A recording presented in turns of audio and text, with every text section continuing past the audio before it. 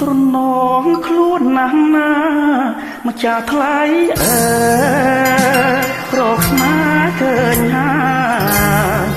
តែស្នេហ៍អើយកំពុងរៀបការបងគ្មានអ្វីក្រៅពីទឹកនេត្រាចងដៃជីវ៉ាបញ្ជាក់ប្រាប់ថានៅតែអាឡ័យយើងស្រឡាញ់គ្នាមិនបានជួបគ្នាដូចមានកម្មពីបងខ្លាចជាសាច់ថ្លៃទៅវិញ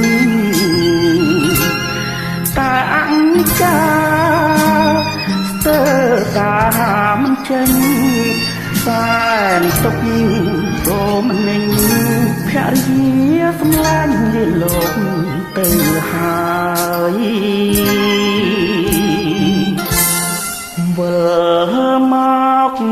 រកស្រី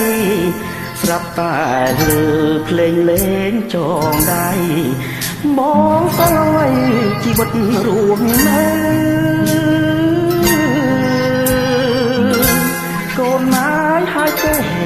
ថាម៉ាណាទេកូនគុំនឹកអើលាហើយណា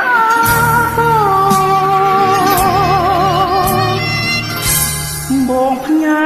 កូនផងណាងារបងណាយបងសូមលាហើយលាឆ្ងាយហើយមួយជីវិតសត្វបាំងស្លា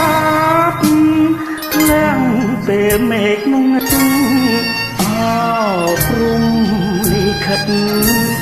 មិនដេចគ្មានអាណិតឲ្យឃ្មុំព្រាត់កា